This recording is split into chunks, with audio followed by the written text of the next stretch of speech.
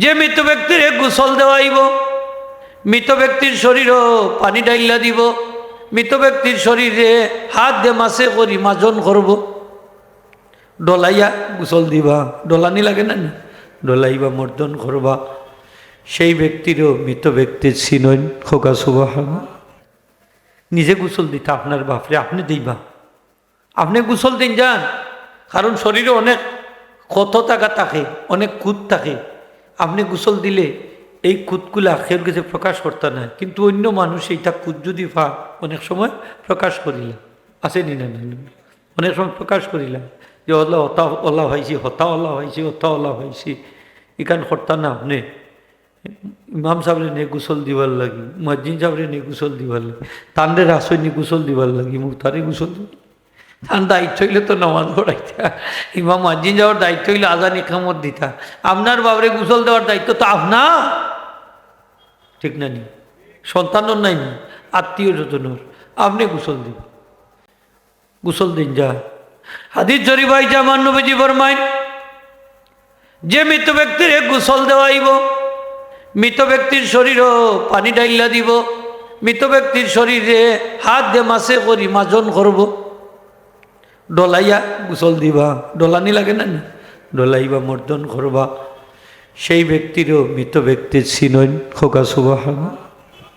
যে গোসল দেন তারেও চিনন, যে গোসাইয়া দেন তানরেও চিনন, যে ফানি ডালন তানরেও চিনন। আমরা দুই চারজনে গোসল দিন না নিবা মুরব্বী সব মাতুকা আপনারা দেখছেন তো গোসল, গোসল জানা আছে তো সিস্টেম না? কিতা পানি ডাললে তো গোসল হইব, সিস্টেম তো জানা আছে, ডিলা ডুলা রাখা লাগে না নি? আর নখ তো কিতা খিলাই লাগে না নি? খিলাই লাগে, কুল্লি লাগবো নি? তাই কুল্লি করতে পারবো নি? পানি হলাম হইব ভিতরে, কুল্লি করাই না জানো? দেখুন যান, নয়া গোসল যারা দিতে জানে না, এর লাগে এগুলা জানানি লাগে, আগে প্র্যাকটিক্যাল শিখানি লাগে। মৌতারে কিলা গোসল দেই, ও দেখুন জানো যে অনেক সময় ছোটো ছোটো বাচ্চাই ধরে বক্তব্য হটাইলে জানাজার নামাজ শিখাইন, মৌতারে গোসল দেওয়া শিখাইন, খাফন ফোড়ানি শিখাইন, এটা বক্তব্য সময় খরচ নিচ্ছে। এখন বক্তব্যর সবাহি পড়াটা একটু কমে গেছে, আসা নাইনি হোগা, কমে গেছে, আধুনিক তাই ফাইলিছে আপনারে। এখন হচ্ছে kindergarten, KG school, English version ওটা আছে, অনেক সকালে ঈদ ফোড়ান ঠোড়া ইতা নাই। এর লাগি দেখছেন জানি মরার বাদে আপনার গোসল দেওয়ার মানুষ না, যার পিছনে কোটি কোটি টাকা খরচ করল আপনি, এই সন্তানটাও আপনারে গোসল দেওয়ার ক্ষমতা রাখে না, সিস্টেম জানে না। এই ইমাম সাহেবরে তাগা দাদে তাড়াতাড়ি আউকা, ইমাম সাহেব গেলা হো আউকা আউকা গোসল দেউকা, মসজিদ সাহেবরে ডাকে, আসা নাইনি হোকা, হে নিজে গোসল দিতে পারে না তার বাপরে। আপনি কতটা টাকা কই ডালছেন যে সন্তানে আপনারে শেষ গোসলটা পর্যন্ত দিতে পারে না, যে সন্তানে মরণের সময় পাশে বইয়া কলিমা শাহাদত স্মরণ করাই দিতে পারে না, তলকিন দিতে পারে না, যে সন্তানে বিপদের সময় সক্রাতের সময় সূরা ইয়াসিনটা পড়ি আপনারে শোনাইতে পারে না, কোটি কোটি টাকা তার পিছনে ইনভেস্ট করছেন একমাত্র দুনিয়ার লাগি। যদি এই সন্তানটারে ইসলামী শিক্ষা দিতা, তাইলে এই সন্তানটা আপনার আখেরাতের এসেট হইত। সুবহানাল্লাহ হোগা, আখেরাতের এসেট হইতো। এই সন্তানটা আপনার পাশে বইয়া সক্রাতর সময় যদি সূরা ইয়াসিনটা তেলাওয়াত করতো, তাহলে আপনার আমার সক্রাতর আযাব রে আল্লাহ হালকা করে দিলেন। হ্যাঁ, ঔষধে খামায় না এই সময়, আইসিউত ঢুকাইলেও খামাইতো না, লাইফ সাপোর্টও ঢুকাইলে খামাইতো, ঢুকাইলে খামাইতো না, কোনো ডাক্তার কবিরা সব কিন্তু ফেল। সবচেয়ে দামি ঔষধ হইল সূরা ইয়াসিন, হোকা সুবহান, সবচেয়ে দামি। এই সময় যদি কেউ সূরা ইয়াসিনটা পড়িলি, তাহলে আপনার পাশে বইয়া সক্রাতর আযাব রে আল্লাহ হালকা করে দিবা। শুধু তাই না, আমার নবীজি ফরমায় সূরা ইয়াসিনের প্রত্যেকটা হরফের বিনিময়ে 10 জন করে রহমতের ফেরেশতা আল্লাহ আসমান থেকে নাজিল করে দিবা। এই সমস্ত ফেরেশতা হলে এই ব্যক্তির লাগি দোয়া করবা।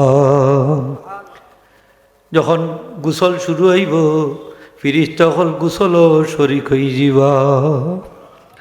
ফেরেশতা হল গোসল দে শরীক হই, গোসল দিতা পারেননি, মাতুকা পারেন তো পারবেন, পারেন না নি হোক, ফেরেশতা আসই আমরা লোকে আসেন না নি ফেরেশতা, আমরা যে দোয়া করি এই সময় ফেরেশতা তাকইন না নি লোকে, তাকইন আমিন আমিন হই। সুবহানাল্লাহ হোগা। আমরা যে নামাজ পড়ি এই সময় ফিরিস্তা হল তাকইন নবীজি ফরমায় ইদা ক্বালা আল ইমামু গায়রিল মাগদুবি আলাইহিম ওয়ালাদ-দাল্লিন ফাকুলু আমিন। যখন ইমাম সাহেব কইবা গায়রিল মাগদুবি আলাইহিম ওয়ালাদ-দাল্লিন, নবীজি ফরমায় তোমরা আমিন কইও, খোকা আমিন। এই সময় ফিরিস্তা হল আমিন কইন। ফামান ওয়াফাকা কাউলুহু কাউলাল মালাইকাতি গুফিরা লাহু মা তাকাদ্দামা মিন যামবিহি। ফিরিস্তাদের আমিনের সাথে যার আমিন মিলিত হয়ে যায়, নবীজি ফরমাইন তার সারা জীবনের গুনাহ আল্লাহ মাফ করি দিলাম। ফিরিস্তা আমিন হই, নমাজও তা হই। আমরা লোকে আসইন সব সময়, আসইনি না নাই আসইন, বিশ্বাস রাখুন যান। এই যে একজনের দোয়া করলে বাকি সকলে আমিন আমিন হই। নবীজি ফরমাইছেন ফিরিস্তা হলে আমিন আমিন হই। আর ফিরিস্তা হলে যে সময় আমিন আমিন হই, লগে লগে দোয়া কবুল হয়েছে। ফিরিস্তা হলর দোয়া মুস্তাজাব, বেমারি মানুষের দোয়া মুস্তাজাব। নবীজি ফরমাইছেন বেমারি মানুষের খান্দাত গেলে দোয়া লইও, কারণ তারার দোয়া হইল ফিরিস্তা হলর দোয়া আল্লাহ খান মুস্তাজাব। খুব সুবাহ। বেমারি মানুষে যে দোয়া দিবা এই দোয়া আল্লাহ ফিরে দিন না, কবুল হয়েছে। ফিরিস্তা হলর দোয়া আল্লাহ খান কবুলযোগ্য দোয়া। ফিরিস্তা হলে দোয়া করতে পারেন তো? বিশ্বাস আছে তো আপনারা? সূরা ইয়াসিন যদি পাঠ করা হয়, সূরা ইয়াসিনের প্রত্যেকটা হরফের বিনিময়ে 10 জন করি রহমতের ফিরিস্তা আল্লাহ আসমান তাকে নাজিল করি দেয়।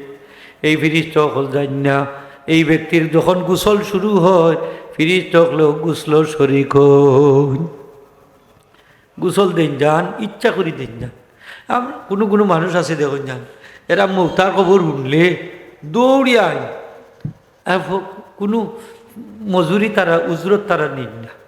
এটা তো একটা বালা কাজ। দাফন কাফন এটা ফরজ নাই, নিফরজে কে ভাই করতেইব মাতুকা আপনার একজন কিতা মরার বাদে আনা গুছলে দাফন করি লিবানি হোক আছে। আমরা উপরে হকটাই নি বাইরে গোসল দিয়া তারপরে আমরা থানরে জানাজা ভরিয়া দাফন করতাম।